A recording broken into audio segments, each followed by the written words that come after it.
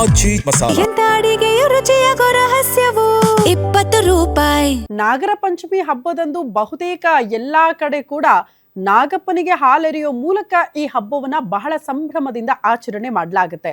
ಆದ್ರೆ ಆ ಒಂದು ಗ್ರಾಮದಲ್ಲಿ ಇನ್ನೂ ನಾಗರ ಪಂಚಮಿ ಹಬ್ಬವನ್ನ ವಿಭಿನ್ನವಾಗಿ ಆಚರಣೆ ಮಾಡಿದ್ದಾರೆ. ವಿಷ ಜಂತುಗಳಿಗೆ ಹಾಲೆರೆಯೋ ಮೂಲಕ, ಅಂದ್ರೆ ಚೇಳುಗಳಿಗೆ ಹಾಲೆರೆದಿದ್ದಾರಂತೆ. ಏನಿದು ವಿಭಿನ್ನ ಆಚರಣೆ? ಆ ಕುರಿತ ಒಂದು ಸ್ಪೆಷಲ್ ರಿಪೋರ್ಟ್ ಇದೆ, ಬನ್ನಿ ನೋಡ್ಕೊಂಡು ಬರೋಣ.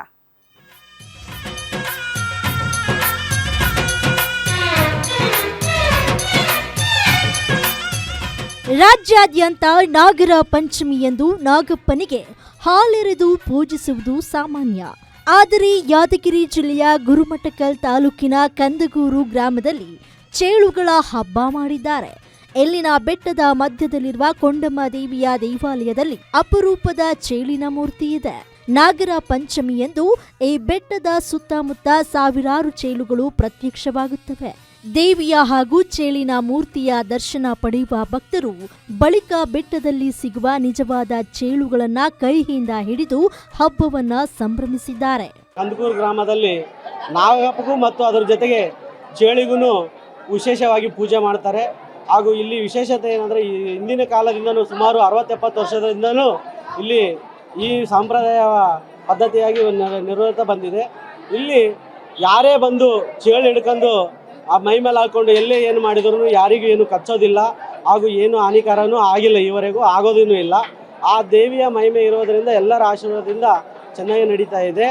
ಇಂದು ರಾಜ್ಯಾದ್ಯಂತ ಹಾವುಗಳಿಗೆ ಹಾಲು ಎರೆಯೋದು, ಪೂಜೆ ಮಾಡೋದು ವಿಶೇಷ. ಆದರೆ ಇಲ್ಲಿ ಗ್ರಾಮ ದೇವತೆಯಾದಂಥ ಕೊಂಡಮಯಿ ದೇವಸ್ಥಾನ ಇರೋದರಿಂದ ಅಲ್ಲಿ ಚೇಳುಗಳನ್ನು ಪೂಜೆ ಮಾಡೋದು ವಿಶೇಷ. ಅದರಲ್ಲಿ ದೇವರನ್ನು ಕಾಣ್ತಾ ಇರ್ತಾರೆ. ಅದನ್ನು ನೋಡೋದಕ್ಕೆ ಬೇರೆ ಬೇರೆ ರಾಜ್ಯಗಳಿಂದ ಬೇರೆ ಬೇರೆ ಜಿಲ್ಲೆಗಳಿಂದ ಬರ್ತಾರೆ. ಇದೊಂದು ವಿಜ್ಞಾನಕ್ಕೆ ಸವಾಲು ಅಂತಲೇ ಹೇಳ್ಬೋದು. ಇಲ್ಲಿ ಬರುವ ಮಹಿಳೆಯರು, ಯುವಕರು ಹಾಗೂ ಸಣ್ಣ ಮಕ್ಕಳು ಕಲ್ಲುಗಳ ಸಂದಿಯಲ್ಲಿರುವ ಚೇಳುಗಳನ್ನ ಯಾವುದೇ ಭಯವಿಲ್ಲದೆ ಹಿಡಿದುಕೊಳ್ಳುತ್ತಾರೆ. ವರ್ಷ ಪೂರ್ತಿ ಸಿಗದ ಚೇಳುಗಳು ಕೇವಲ ನಾಗರ ಪಂಚಮಿಯ ದಿನವೇ ದೊಡ್ಡ ಸಂಖ್ಯೆಯಲ್ಲಿ ಕಾಣಸಿಗುವುದು ಇಲ್ಲಿನ ಪವಾಡ. ಈ ದಿನ ಚೇಳುಗಳು ಯಾರನ್ನೂ ಕಚ್ಚುವುದಿಲ್ಲ. ಒಂದು ವೇಳೆ ಕಚ್ಚಿದ್ರೂ ಕೊಂಡಮ್ಮ ದೇವಿಯ ಭಂಡಾರ ಹಚ್ಚಿದ್ರೆ ವಿಷವೇರುವುದಿಲ್ಲ ಎಂಬುದು ಇಲ್ಲಿನ ಭಕ್ತರ ನಂಬಿಕೆಯಾಗಿದೆ. ಚೇಳುಗಳನ್ನ ಕೈಯಲ್ಲಿ ಹಿಡಿದು ಎಲ್ಲರೂ ಕೈಯಲ್ಲಿ ಹಿಡಿಯುತ್ತಾರೆ. ಅವು ಏನು ಮಾಡುವುದಿಲ್ಲ, ಅವ್ರ ದೈವ ಶಕ್ತಿಗಳು.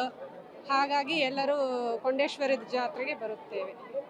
ಪಂಚಮಿಯಂದು ಎಲ್ಲೆಡೆ ಹಾವಿಗೆ ಪೂಜೆ ಸಲ್ಲಿಕೆಯಾದರೆ ಕೊಂಡಮ್ಮ ದೇವಿಯ ಸನ್ನಿಧಿಯಲ್ಲಿ ಚೇಳುಗಳ ಮೂರ್ತಿಗೆ ಪೂಜೆ ಸಲ್ಲಿಸಿ ಸಾಕ್ಷಾತ್ ಚೇಳುಗಳ ಜೊತೆ ಆಟವಾಡುವುದು ಈ ಭಾಗದ ವಿಶೇಷ. ಈ ವಿಸ್ಮಯಕಾರಿ ಜಾತ್ರೆಯನ್ನ ಕಣ್ತುಂಬಿಕೊಳ್ಳಲು ಯಾದಗಿರಿ ಜಿಲ್ಲೆಯಷ್ಟೇ ಅಲ್ಲದೆ ನೆರೆಯ ತೆಲಂಗಾಣ, ಆಂಧ್ರಪ್ರದೇಶ ಹಾಗೂ ಮಹಾರಾಷ್ಟ್ರದಿಂದಲೂ ಲಕ್ಷಾಂತರ ಭಕ್ತರು ಆಗಮಿಸಿ ದೇವಿಯ ಕೃಪೆಗೆ ಪಾತ್ರರಾಗಿದ್ದಾರೆ. ನಾಗಪ್ಪ ಮಾಲಿ ಪಾಟೀಲ, ಗ್ಯಾರಂಟಿ ನ್ಯೂಸ್, ಯಾದಗಿರಿ.